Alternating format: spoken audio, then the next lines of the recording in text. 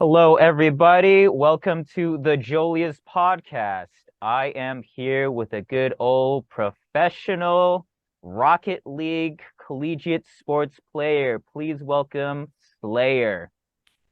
Howdy, howdy. For those who don't know me, my name is Slayer. I compete and coach in Rocky League. I've been at the highest levels with RLCS coaching. I've competed collegiately at the very highest and top level, and it's been a great journey. So I'm just super excited to be on here and have a good conversation and chat with you. Thank you. Thank you. Really appreciate that, Slayer. So, how did you even get into this professional Rocket League? Like, this doesn't sound normal. It sounds very different to other games, like, say, for example, Call of Duty or fighting games from Evo, like Street Fighter. Yeah. How'd you get into Rocket League?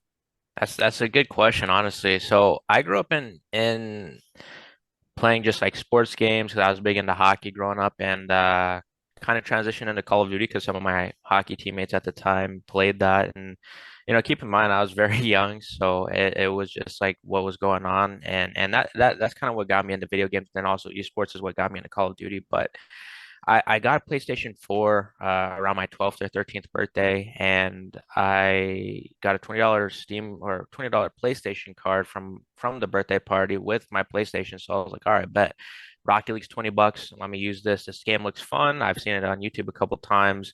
Basically, car soccer. You're driving cars and trying to score goals. And for me, the concept was pretty simple. It looked fun, like I said. So that's what got me into it originally. And I never knew that there would be an esport behind it and how big it would get. So for me, I was just playing for fun and that's what I did. But sure enough, there was people grinding it and there was a fan base big enough to create, some sort of pro league and it just ramped up from there. And for me, I transitioned from, trying to like play Call of Duty to, playing Rocket League because for me, it just there's something about it that's so different that I love. There's no other game that directly translates to it. With Call of Duty, you've got other FPSs, fighting games. There's a bunch of those that you can play off of a little bit, and some of the skill translates here and there. With Rocket League, there's just none of that. So it was a fresh new game that I enjoyed, and with me playing hockey, it's very similar to hockey with that.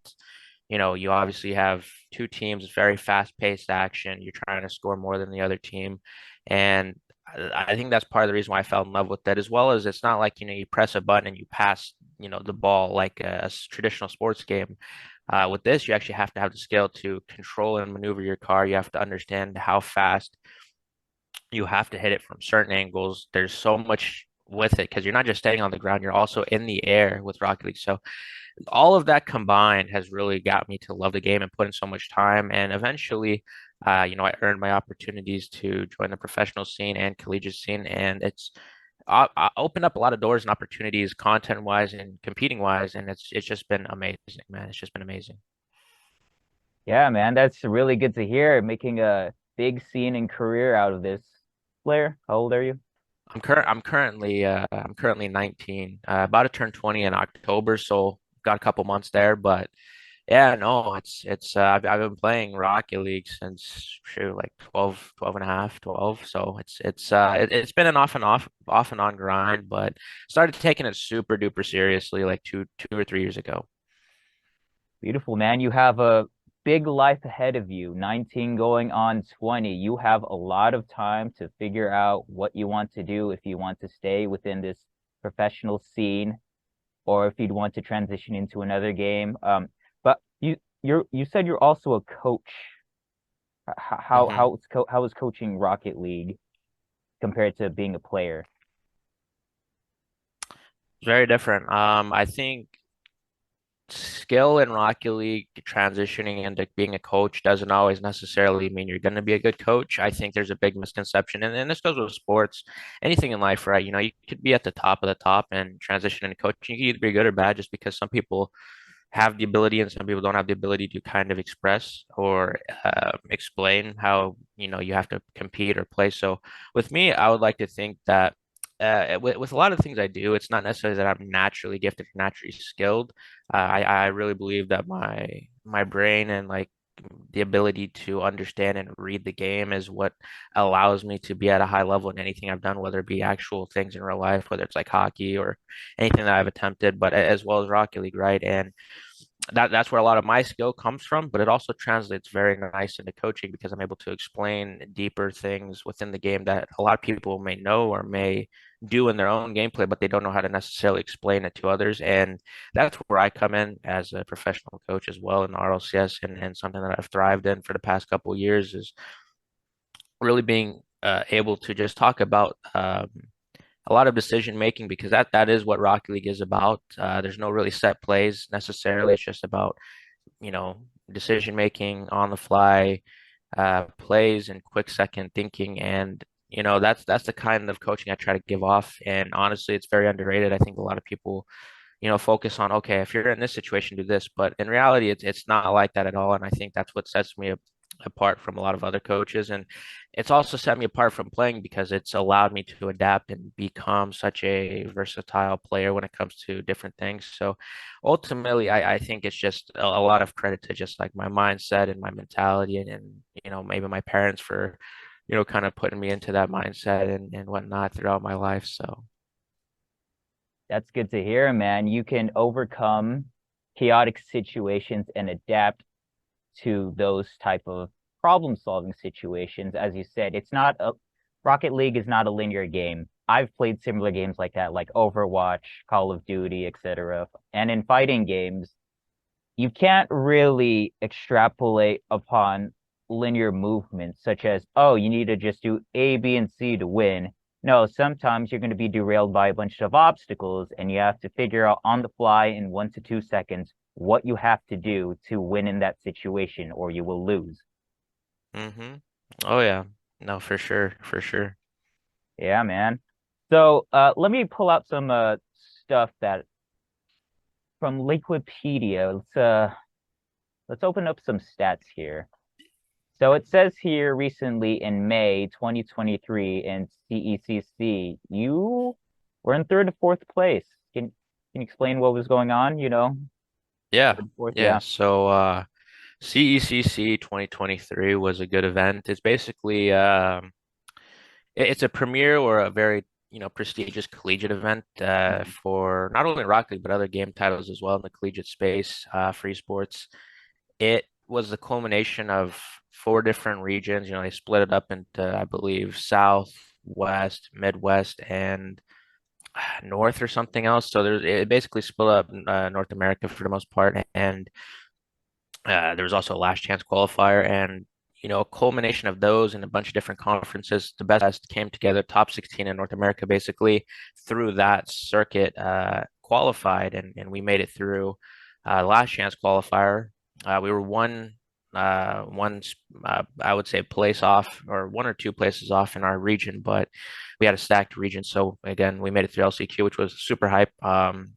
We had a lot of ups and downs throughout the season, so that was like one of the last events of the year. It was the last event of the year for us that land. So it was kind of big for us because we were sending off our professional player, Seabass, long veteran in the game. Many people know him if they've watched Rocky League competitively for a while. So that was huge for him. And then it was also huge, like I said, for us as a team because it was our last time going to be playing together. So we came into it just trying to have the best time and obviously best results. So we started off group play. There's double elimination. Top two out of our group makes it through. So we beat Weber State pretty convincingly. No big deal there. And then we played against Columbia College, the best team in the West for the past season. And a lot of people didn't expect us to win, but we took it to game five and we upset them and we got the first seed out of our groups. That was a huge turning point. Especially it was nice revenge too because they beat us in the fall, a national championship. Sending us down to lowers. So it was a nice revenge and a good way to enter. And we earned ourselves a spot on the main stage to play against the hometown heroes, UT Arlington, because it was at Esports Stadium. So that's Texas. That's also Arlington. So a lot of people rooting for their home college, and even then, top eight on the line or technically top four, we're already guaranteed top eight. And we would go on main stage and the vibes on main stage are unreal, man. I can't really relay the information enough or give you guys the perfect idea. But I mean, you've got all the bright lights on you. You've got everyone in the building, their eyes are set on you. And it's just a different kind of energy in the room and a different energy that's emitted through you and your team and the comms and through your actions because I think some people it might get to them, it might crumble, but for us is what we live for and it's the perfect environment for us. So we thrived under it and we just as soon as we played we were locked in and it went our way. We had some technical difficulties in the first game, but we ended up pulling through the series 3-1. And like I said, that was probably the highlight for me is just playing on main stage and interviewed on main stage and just what I live for. I love playing in front of people. And then we played top four and we played against the eventual champions. And at the time, the reigning world champions, Northwood University. And, they did well against us on stage station. It was tough because it was such a grueling day, man. It was nonstop action, just constantly grinding through the gauntlet of a massive bracket. And going from such hype and crazy vibes on main stage to go to a side station right after, it kind of like is an adrenaline dump and there's a lot less energy and it's hard to maintain focus and consistency. So that's kind of what happened, and the odds were just stacked against us. I think it may have gone different if they allowed us to get an extra day of rest, play semifinals on the next day, right before finals, like they did with other games, and then potentially main stage as well. But no, it was an unreal experience. Third, fourth was a great way to finish the season. Absolutely unreal team, unreal season. I can't lie, like that was probably the best season for sure. I really want to replicate it and do better, but it's gonna be hard, man. It's gonna be hard because collegiate esports is growing. Collegiate esports is growing. It is the next thing. I believe. Professional esports is here to stay, but I think collegiate esports is gonna be such a big thing because you're able to create such a legacy with each school or university, and I think a lot of them are starting to recognize that and you see a lot more universities giving full ride scholarships, including mine. Mine's not necessarily a university. I go to Indian River State College, but they were one of the first to offer full ride, especially for Rocket League. And it went from 3 schools last year to about like 10 to 12 this year alone just for Rocket League. So it's growing, man. It's growing, and I love to see it. I love to see it more opportunities for kids to not only compete at a high level, but to get a degree in college. So it's a great time. That's good to hear, man. That's really good to hear because I come from an Overwatch background and I've been hearing that the esports within Overwatch is dying. So from what you were saying, I'm actually glad that I'm hearing good things about esports going up and giving kids these opportunities to progress within the video game industry for college scholarships, sponsorships, whatever it may be. That's good to hear because I've been hearing the opposite. And also I've been out of the game for a while because I've been doing other things. But from what you were saying, I'm glad that there's really good hope for this industry, because video games just tackling it in, it's hard, it can be rough, it can be a very non-rewarding journey to invest in yourself because your journey that you're telling me from this recent previous CECC, there was ups and downs. You had your good revenge match, you had a good comeback. You were overwhelmed from the main stage and the lights and just the energy people watching you because there's a difference between performing in public and just performing in private, whether you're just on your computer by yourself in a private room in the dark, what may be, versus being in the limelight, as you said, millions watching you, and you have to perform because if you do not perform and you don't win, then everything's going to go bad, it's going to be terrible, and you're going to feel like crap. Yeah. No, yeah, it is. You hit it right on the nail for sure. And I mean, yeah, I mean, and with college esports too, like I said, like there has been a lot of talk with just professional esports and stuff like that, with it like being like on a hold, and that is true. And I think there's, a lot that, has to be figured out just in general. But with collegiate esports, there's such backing behind as long as there's still some form of esports scene professionally, which I think there will be, and I think they'll still keep pushing forward.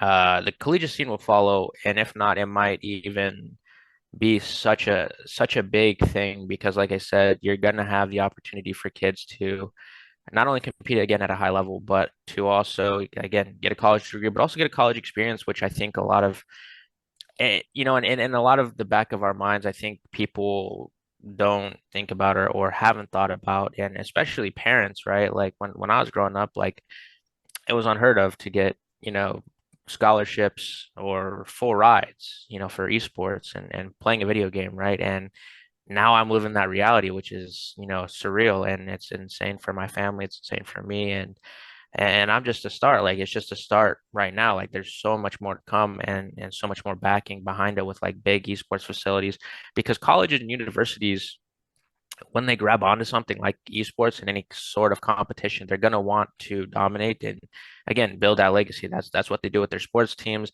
That's what they're going to want to do with esports, and you've already seen it with a lot of these colleges coming in and universities, and it really can build such an insane atmosphere with these buildings and little arenas, for esports that are being built and these fan bases that are starting to be created. And I really believe it's just a start, especially for college esports, and it's very exciting to see.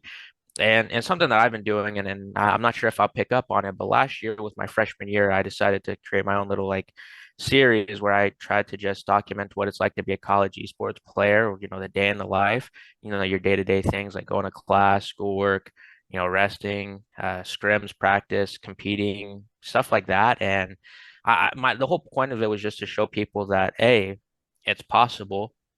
You can go to college for Rocket League or any video game, get a degree, but also too just to inspire kids to, potentially go chase their goals of, competing in any sport, but also, hey, you can also fall back on a college degree if you don't end up making it professionally, or you decide that, maybe sports is not the thing after you graduate, and now you have a lot more opportunities and doors opening up, just for your own benefit of your career in life, so that's the whole thing I've been trying to promote, just positivity and just like the whole new like landscape of collegiate esports. And I think it's been a good fun journey so far. This positive high note of connecting two things, esports and school and colleges, because the youth love video games. And if you combine two things that people love and there's great opportunity overall on a positive end note, then why not do it?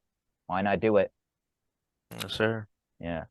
So, big question, because I have not noticed anything about Rocket League coming within Asia, because right now the esports that's dominating Asia is usually like League of Legends or something. It's mostly just that. It's nothing like FPS. There's no I don't think there's any Overwatch tournaments anymore, but that's another story for now. There's no like Smite, I'm assuming. There's a lot of what is the category League of Legends is under? It's considered MOBA, right? I believe MOBA. so. Yeah. So most MOBA games are dominating Asia, specifically Korea, because, if you've been following the esports trend, that's the biggest thing going on right now within Korea. Esports is really big in Korea. Like it's equivalent to like being in a sports team in high school, but it's digital. Right. Is there any notion of Rocket League being popular within Asia or Europe? Like, what have you heard? Yeah, definitely. I mean, right now, they created a scene. It's called the APAC region, Asia Pacific. They get one spot every major event in RLCS, and they get two spots for the RLCS World Championship that's coming up actually very soon here, a couple days from now. Asia, yeah, Asia is a little bit newer to the scene. Rocket League originally started with just North America and Europe. It slowly developed, introduced Oceania, which is like Australia and New Zealand.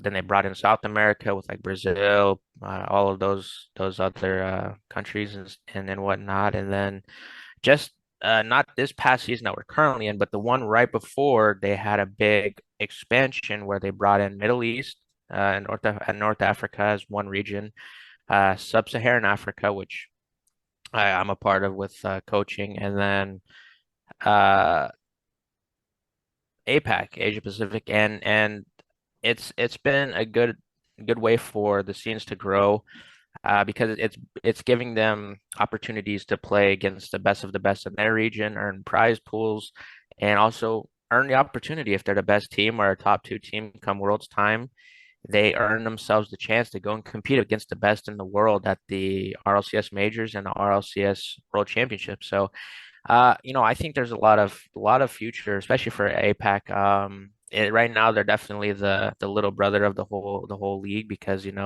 they just got introduced about a year ago, but lots of major strides, and I believe in it within a year or two they'll be a lot more competitive against the top of the top, and I think it'll be very very beneficial that Apex and RLCS now. That's good to hear. That's really good to hear because I didn't know if there was any international teams that were playing at all. But that's good that Mhm. they're still new and fresh, as you said. They started last year.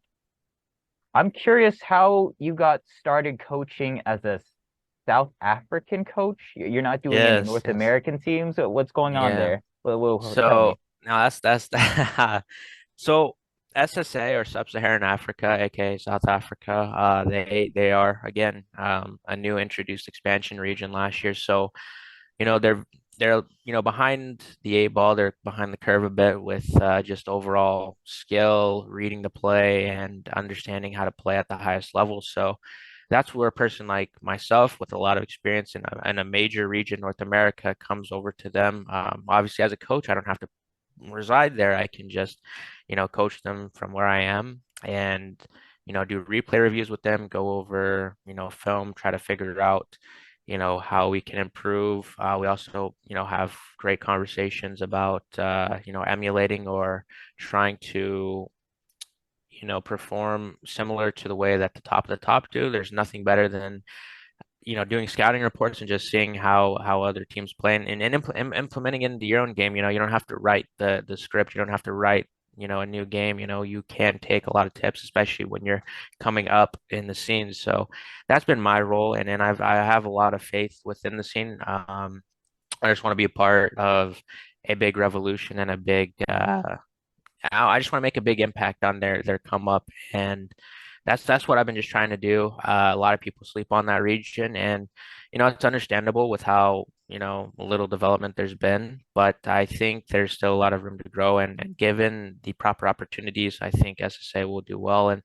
again, for me, like I said, I have opportunities in other regions where I could potentially make either a little bit more money or maybe be a part of like a bigger organization. But for me, like I said, I'd rather make and build a legacy. That's what my whole career has been built on is, creating a legacy and something that when I'm done, people still remember me and what I've left behind. And that's the whole point of what I'm doing here. And I don't really care about the money. The accolades are cool and that's a part of building a legacy, right? But the money is not really a big part. Like who doesn't like money? But that's not my main purpose or my main goal with, coaching or even competing. I just want to, like I said, leave a mark, build a name for myself, and like I said, leave a lasting legacy within my college, within the Rocket League scene and Sub-Saharan Africa. That's my goal, and I've done a very good job so far, but the job's not finished. I've got at least a couple more years in me. Who knows where the journey leads, but that's where I'm at right now. Oh man, yeah. Leaving a legacy within the Rocket League scene. I believe that you're a pioneer within this esports industry for Rocket League, but hearing what you truly want, especially since you're very young, 19 to 20, the usual outlasting career path for just esports in general is like 2 to 5 years. Usually people start around your age, they finish around their mid 20s to late 20s. Then they either get into like being a host or commentator or an esports analyst. They usually don't play. That's how it usually goes. This is esports. This is not regular sports, but from what I've been noticing in the esports trend, not just, Rocket League or Call of Duty, Street Fighter, etc. Usually people don't last that long. So I hope you stay within the Rocket League scene. I hope you are a big pioneer to reviving this game because I watched this one video that you posted. Let me check this out. It is called the brand new RLCS format for Rocket League. And you were commentating on how you knew Rocket League was dying and Rocket League being on the forefront of esports can revive it. So Hmm. can you explain to me what this format is and your analysis of the current 2023 Rocket League position? because it doesn't sound like it's in a good position right now.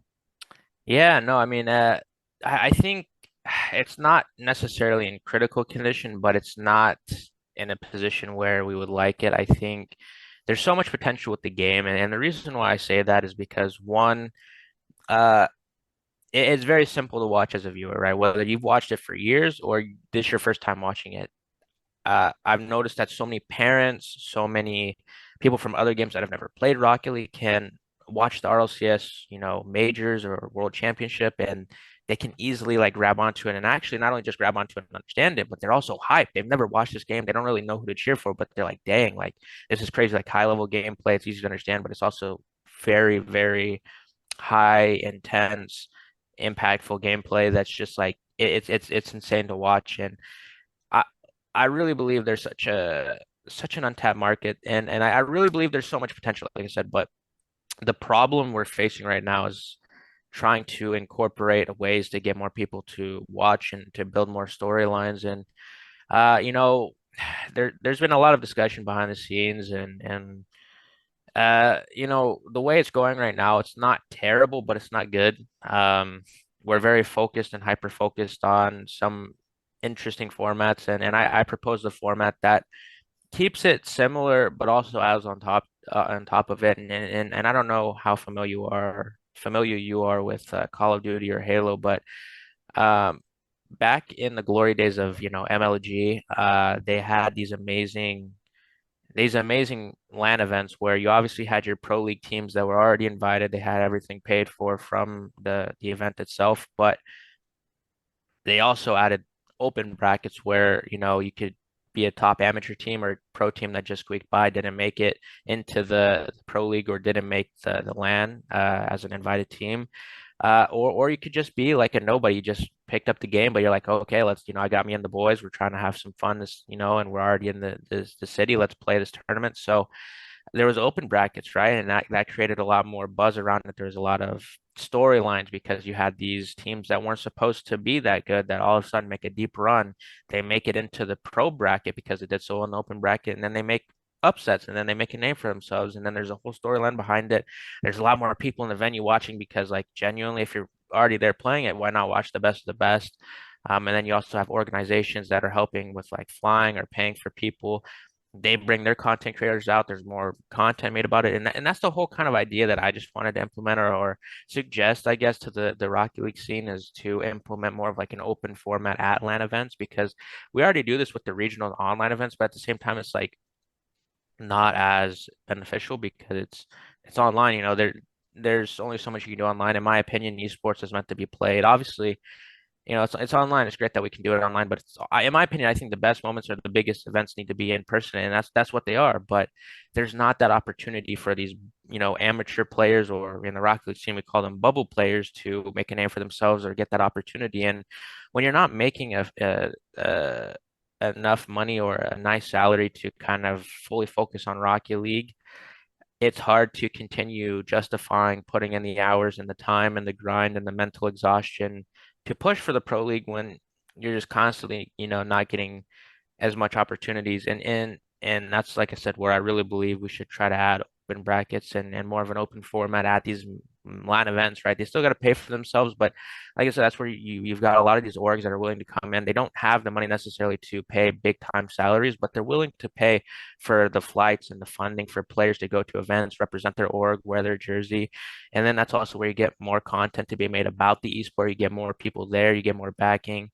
And it also allows your amateur scene to thrive, which I think a lot of esports forget about is the amateur scene because, obviously you focus on the pro scene, you want to treat them like, superstars and rightfully so. But if you don't have an amateur scene that's thriving, where are you pulling the pieces up when these pro players retire or they start slipping, right? And if you don't have a strong amateur scene with good personality or, skill, like you're just picking at not the best, and at that point you start to put out a worse product at the pro level, and then you start to lose Mm. money and less people watch. So with my opinion, I believe that amateur scene is very crucial, and even if you're not making a living off of it, if you have enough skill to also have an org back you to where they'll fly you out to play at these majors, sure, you might not again make enough money to financially live off of it, but you'll also have more reason to can you continue pushing to become a pro because not only are you competing at lands where there's such an amazing atmosphere, but you're also traveling the world, which is invaluable. Like it is such a an underrated thing that I don't think a lot of people think about. So there's so many benefits that keep these players wanting to compete because they're getting, to play at a high level. They're also traveling the world and, Yeah. it gives them more reason to want to continue competing. And then who knows, maybe that little boost gets them to the pro level. And now you even have, bigger, better pros, great storylines again, like I said. And I just think that whole element is missing in the Rocket League scene, and it could really, really be a top game. I think it has the potential to be the biggest esport ever if it ever hits that right stride and has the right idea. But right now, I just don't think that the idea is there, or at least the team and the esports team is able to pull it off. So I don't know. I want it to change. I know they're trying to change it, but I don't know if they're going in the right direction or if they're thinking about these things. But I certainly hope they are. All right, Slayer, that was a lot of good feedback I was hearing for the expansion of Rocket League and esports, having an open bracket, doing amateur night or amateur hour within certain tournaments, not just regionals, which I'm surprised because I'm not in the Rocket League scene. I don't know much about what's going on within the internal affairs, external affairs, and how you're sponsoring and branding slash marketing the game and the tournaments. It's a lot. It's a lot. I mean, there's so much that goes into it, and it's easy to nitpick and talk about like, oh, you can do this better, this, that, and whatnot. But at the end of the day, there's a lot of stuff, and there's nothing wrong with having opinions on what you think is best, and that's what I try to showcase. But at the same time, I'm very respectful and very. It is very hard to run a whole esports franchise or a whole esports game, and uh, that's again ultimately up to them. They have the power. Hopefully they listen to the community. But I mean, yeah. Yeah, I wish good fortune and good luck to the Rocket League esports community and the professional scene. But enough about Rocket League. Let's talk about you. So, other than Rocket League, are you interested in other things as an entertainer slash YouTuber slash professional player? Do you want to play other games? Do you want to do different forms of content? What's your plan like? Because you're very young, you have a lot of choices you can make other than just video games. You could like Right. do video game commentating, you could do video game hosting, or just try to do some IRL stuff. What's your plan? What are you thinking? What's in the head of Slayer right now? Yeah, no, I'm glad you asked. There's a couple things I'm thinking of, right? So as far as going into other games, it's not really my thing. I love playing other games for fun. I respect all. I love video games. But for me, I know my niche, Rocket League. So when it comes to video games, I think that's where I'm very, I'm going to specialize in, and that's what I'm going to focus on. But I do want to branch out, and with again with the opportunity that I've given and how well things have been going with my, career and opportunities I've had. A lot of this wouldn't be possible obviously without like the work ethic and everything. But a big thing that I'm really thankful for is the full ride scholarship and opportunity I have from IRSC. They give me the ability to obviously compete for their school on a full ride. I do my part. I keep my grades up. I compete at a high level and have won them their state championship. Got them top three in North America at one point. So it's a good relationship there. And like I said, I'm very blessed because not only do I get to compete and do schoolwork, but at the same time, with my housing covered, my tuition covered, like all I really have to worry about is my transportation, what I'm eating, and even what I'm eating. They give me a meal plan, two meals a day, 5 times a week. So a lot of my meals are covered too from the school. So at the end of the day, like there's not much I have to worry about, which is amazing because in my mind, like sure, I could just go there, grind school, grind Rocket League, and I'm done, right? Like that could be my day, and then I can sit back, relax, enjoy, what I've earned here. But at the end of the day, I'm very, goal orientated, and for me, why stop there? Why stop at the bare minimum, And for me, I want to not only be the best at competing, but and do well in school, but why not take advantage of this time where a lot of my stuff is paid for and I don't really have to financially worry about a bunch of stuff and use this time and not only that, my energy that I have being young to create content. And I started my first year, like I said, day in the life, as I mentioned earlier, a little bit of Rocket League content, and I think those were great for the time being, and it gave great messages, and it was fun to film at the time and even edit, certain bits and pieces. But it's time to turn a page, work on year two of the 4 years at college, and I think that that's going to sit with IRL content. I don't want to dive too deep into, the ideas I have because I guess we'll just have to wait and see. I think, it's going to be good though. It's going to be very, very uh let's just say not boring, I would like to say. I think, a big misconception when people think of like IRL content or vlogs is like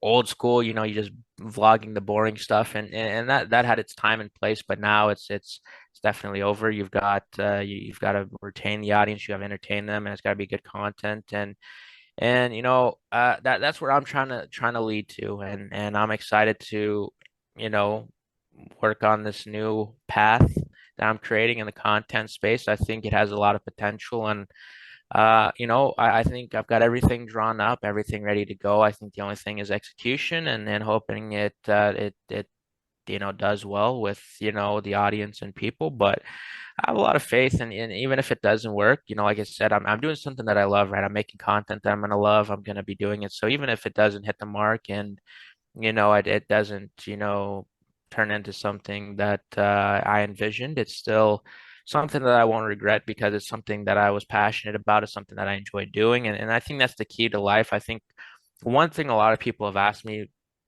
what the success I've had is how do you get so lucky, or how do you get these opportunities? And for me, it's all about doing things that you genuinely enjoy and love. Because if you're trying to grind something that you don't really care about or you don't like as much, and you're just doing it for the fame or the money, like, you may get lucky, but more times than not, you're not going to want to push through the tough times and the dark times because it's genuinely not something you enjoy. So if you're a content creator, you're an editor, you're a video effects person, whatever it may be, if you're very passionate about something, as long as you truly have that passion and you love what you're doing, you'll eventually get an opportunity one way or another. And it's up to you, if you put in the work leading up to that, to capitalize on it, because very few people actually capitalize on it. A lot of people always are like, oh, when am I going to get this opportunity? But if they were truly given that opportunity right then and there, they wouldn't be ready for it and they would waste it. So, like I said, that's just something that a lot of people have asked me. And I think at the end of the day, as long as you're enjoying what you're doing, you're going to be willing to put up with a lot more of the BS and a lot more of the stuff that a lot of people don't enjoy doing or don't want to push through. There's definitely dark times, but like I said, as long as you love what you're doing, you'll be able to push through it onto greener and brighter pastures. And eventually you will get that opportunity and you'll be ready for it. And when you get that, that's when you run with it. And when you run with it, that's when you get the success. That's all you need. You need that first opportunity, in my opinion. Um, it's so much easier to keep building off of that one thing than the beginning, because the beginning you're just starting with nothing. You're trying to work your way up, and it's a game, it's a process. But that's my biggest advice to anyone, is just to really try to find something that you enjoy doing and you're passionate about. That way, if it doesn't work out, you don't regret it because you still did something you enjoy doing and you gave it your all. But at the same time, it also sets you up for massive success because you're willing to endure the tough times. And that's the key. There's no point of going for things that you don't really care about just for monetary, or you know things that don't necessarily matter as much, because then you're just going to burn yourself out and you're not going to enjoy what you did, and you're going to waste time, which is something that I just don't think anybody should do, because life is very special. And that's something that I wish I had more of, his time. That's the one thing. Oh, you should definitely not worry about that, my good friend. You are within your early 20s, late teens. Yeah, but what is good is you have the right mindset. Usually people take time for granted, whatever the case may be. But usually people don't take advantage of the time they have within this earth, and they just waste it, whether partying or just being depressed. They're just not pulling through their weight and trying to make a betterment of their lives for themselves, and they just slog through life in a daze, in a giant fog, and they don't try. Or if they do try, they just get beaten down. And usually people can't take those tough times, as you said. People can't slog through the darkness. So how have you handled your tough times? How long did it take for you, Slayer, to make or break it until you were successful? How long did it take, and how were those dark times like? No, that's a great question, and like I said, I'm a big believer of like if I'm gonna preach something, it's something that I've done or I'm willing to do, and specifically with my whole life I've been battling an uphill battle with a lot of stuff. I mean, like I said, naturally, I don't think I'm the most gifted, talented person at everything. I definitely have a skill in a lot of things I do, but a lot of it's just because of the work ethic I've built and just naturally how good I can, understand concepts and, understand and read plays and games. And I grew up with hockey. I was very short for, the position as a goalie. Goalies tend to be tall and you want big goalies, but I was a bit short, and, for me, a lot of people end up either being told they can't do it, and I've been told that I was too small and stuff like that. And at the end of the day, like I use that as motivation, but also I was like, okay, well, if I'm small, how can I make that up? Okay, I got to be quick. I got to be quicker than these bigger goalies because I don't take up as much space. Got to be big. You just have to try to like I said, I had passion for it though. So I was willing to listen and push through, a bunch of people not believing in me. And that was the story of my career. And I got very close to seeing a bunch of success before I got injured. But even with Rocket League, right? Playing and coaching, I had a lot of lots of ups and lots of downs. But before I got that big opportunity, I was basically coaching for a year, making absolutely nothing, just trying to get my name out there, get that experience.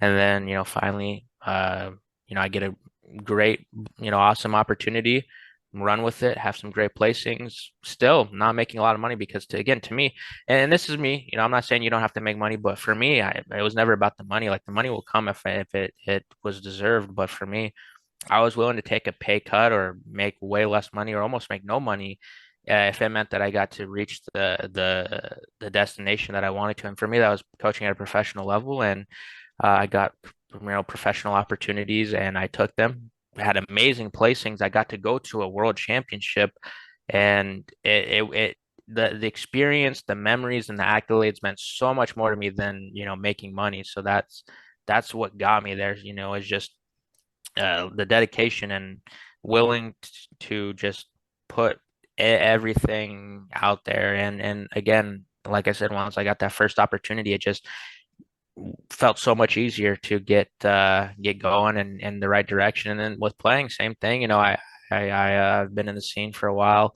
Never really, got to the place where I wanted to, but got an opportunity to go play at college for full ride scholarship. A lot of people in the scene look at me as like some like maybe not mechanical player, which is crazy to the general audience because if you look at me compared to a normal player, I'm miles and miles above them. But at the competitive scene, right? It's very competitive, and that's the one thing that I actually do lack is maybe the mechanical skill. But again, my ability to build a team. I built a great team for my college. I was part of the recruiting process, and I had a great mind of just like how to play the game. And I didn't want to be the worst player on my team, so I used my work ethic to just continuously grind so that I could help push my team to great heights. And it definitely happened. And at the end of the day, like I said, it's a culmination of a lot of things. And I think the three pillars of success, or the triangle of success, if you will, uh, in my opinion, boils down to these three things. One, hard work.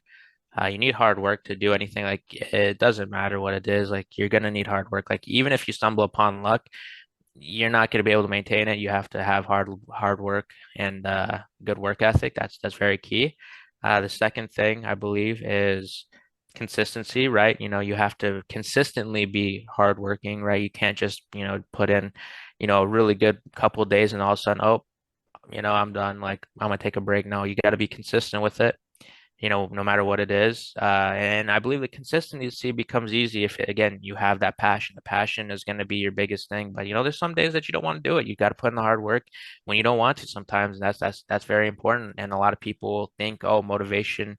I don't have the motivation to do it. Like motivation is very, very limited. You know, you'll have Mhm. motivation here and there, but it's not going to be there 24/7. You gotta mentally push through it. And that's a lot of people don't understand that. And then the third thing to wrap it all up is basically adapting or being able to uh make critical changes when need be, right? So if you're making content, for example, and let's say you're working hard at it and you're consistent with it, you're consistently uploading and you're hardworking, but maybe it's just not hitting the right demographic or you're not hitting the mark on when you need to edit certain things out or in, you have to be able to adapt and critically think when and what you need to change. If you're constantly adapting, you're constantly working hard and you're consistently working hard and adapting, you're gonna reach some form of success. I just truly believe if you do those three things, it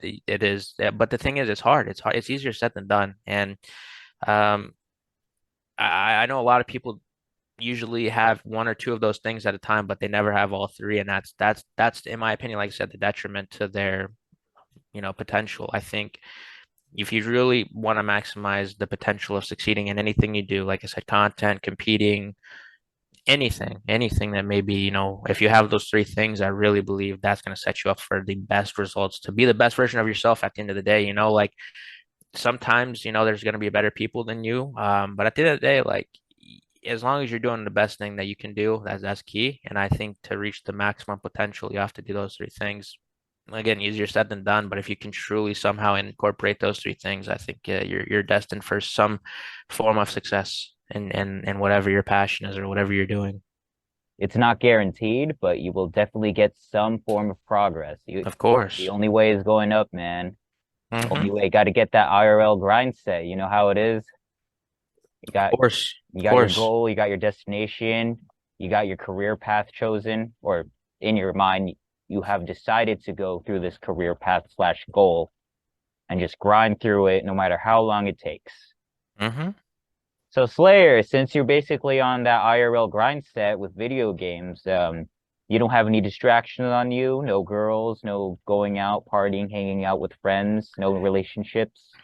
Yeah, that's a good question. I think the balance is key. You need to definitely, there's few people and there's definitely great success stories of people that just lock themselves away, Mhm. 12, 16 hours a day, and that works for some people, but at the end of the day, they'll also tell you that's just hell. Like nobody loves that. You may get, to the point where you end up living a luxurious life or you reach a great goal because of that, but that time getting there is not it's not even almost a journey. It's incredibly painful. But if that's you, that's you, and I'm not going to knock it because some people, everyone's different, right? But what I think works for me, what I know what works for me, and I believe a lot of people is not getting burnt out.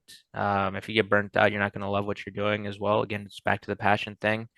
For me, I'm definitely a grinder. I definitely put in like a solid day's work. Uh, you know, Lots of time on the schoolwork, lots of time on competing, and then on content as well. But when I find my time, I definitely try to enjoy myself, have a bit of social life, right? I think that's key. Definitely making time to talk or hang out with friends, family, whatever it may be. I think even a little bit of partying is cool if that's what you're into. You just don't want to get too distracted, right? It's okay to be normal and have a life, but it's at the same time that you have to stay focused, right? You have to have priorities.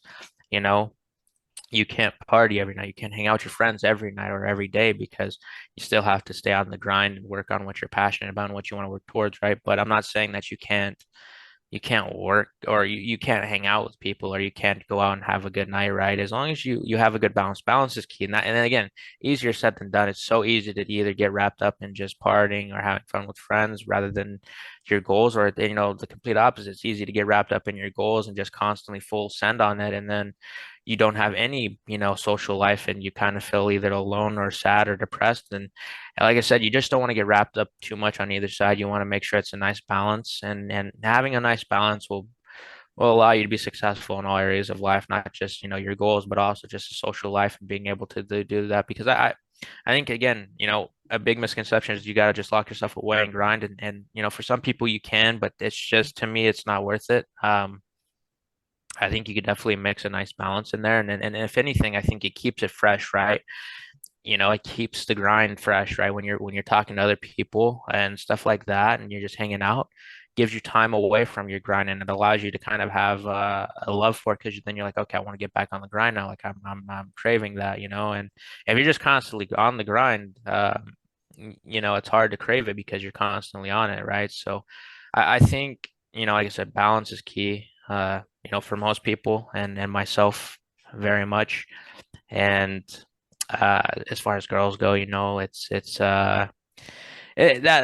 another story, I don't think, there's really many cards there, at least long term, at least because, I'm so busy. But edge, you never say never, right? But I'll definitely have some time eventually and one day, but in the distant future, when I'm not so focused on some of my goals. I know right now I'm at a time in my life where I'm able to compete and I'm able to have a lot of energy. So I'm going to use that and become the best version of myself. And then when the day comes where I got to hang up the sticks, I can't compete anymore, or I can't make content, or maybe I know it's not my passion anymore. That's when I'll turn the script or turn the page and we'll focus on girls and creating a family one day, and that's definitely in the cards later on. But right now I'm very very goal orientated on myself and trying to build a legacy. Beautiful, beautiful, man. That IRL grind set, you have a good long-term thinking mindset. Not a lot of people have that. Most people think short-term, parties, drugs, or just living in the moment until they have nothing in their bank account. And what I like Right. about you, Slayer, is that that's cool. You want to have a family one day, but right now you don't want to focus on girls. You don't want to focus on your friends too much, social life. I mean, you love your family, of course. Of But course. one day you want to start a family, and right now you're grinding towards this career path or something else. You're open to experiment with your content, how you want to monetize yourself, how you want to brand and market yourself as well. You believe you have plenty of time to invest in yourself, which I believe so as well. It's just what I love is you have this balanced approach as well to, you're not a robot. You're not just a regular 9 to 5 robot. You choose when you want to do stuff on your own terms. Not a lot of people as well live this life of freedom per se, where you get to be in this beautiful 1%. You get to have this opportunity to play video games such as Rocket League in a professional setting, which is very surprising. So blessings upon you, Slayer. You're living pretty good, especially in um your early 20s. yeah, I'm very blessed. I'm very thankful for the opportunities. I'm very loving of this. It's amazing. I would definitely like to say that uh it's been a grind. I think I've done put a lot of work in to earn this opportunity throughout my life. But at the same time, like I said, not everybody gets this. So, for me, like I said, that's all the more reason why I want to make the most of it, not just enjoy it, but I want to really make the most of it. Like I said, I can scrape away with like, mid grades, just compete and do the bare minimum and then just, party the rest of the time. And if that's what you want to do, there's nothing wrong with that. That's your life. That's completely okay. I don't want to shame anyone for doing that because that's fine. But me personally, I have goals, like I said, and I want to do and reach certain things, and that's what I want to put my time towards. So I'm gonna do the best that I can in everything that I am in, right? So school, I'm 4.0 right now, trying to keep that going. We'll see how that goes.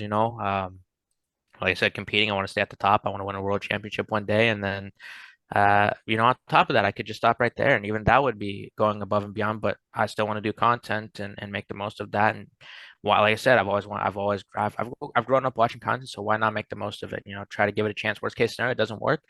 I'm not even living on my own right now. I'm living off of my college, basically. They're giving me this great opportunity. So, like I said, in my eyes, I'd be foolish to waste this opportunity and not try to reach my goals and dreams, right? So that's the way I look at it. And like I said, very blessed. Again, like if I wasn't in the situation, I don't know if I could be able to pull off all these things. So the fact Mm. that I am in this opportunity, right, I'm very thankful, very blessed. Huge, huge, obviously thanks and shout out to my school IRSC. Much love to them. They gave me so much of an opportunity. I'd like to think that I'm, returning the favor, giving them what they deserve as a good, college student and esports player. And that's all it is, man. And obviously awesome to my parents. They've been very supportive my entire life, pushing me into a good path and being good good supporters and shaping me to be a good human. And it's created me it's built me to become a great overall well-rounded person. And none of it would be possible without their support and love and everything they've done for me my life. So huge shout out to them as well. All right, where can we find you? Yeah, so Instagram and Snapchat is the Blade 20. So the Blade 20. Blade is my real name, so that's why. And then, Twitter is Slayer underscore RL. I know they switched to X, so I don't know, what we're looking at there. Elon Yeah. Musk going crazy, Yeah, it's a but weird change right now. Yeah. it is. So whatever it is, Slayer underscore RL. And then Twitch, WG Slayer, WG Slayer. And those are mainly the socials. YouTube. Uh, Blade, Slayer, Taylor. I mean, realistically, you if you find one of my social medias, you'll be able to find the rest. So just whatever that is. But I'm very excited moving forward with what I'm going to be posting and making content on, and even just competing. I'm excited for that in this upcoming season. So there's a lot to look out for. Very excited. And yeah, I love it. And again, appreciate you having me on and talking about all these great topics and stuff like that. No, thank you, Slayer. Thank you for being on the Jolius podcast. I really appreciate you just sharing everything about this esports space within the Rocket League. All right, guys, thank you for being on the Jolius podcast, and we are signing off. Thank you. Yes, sir.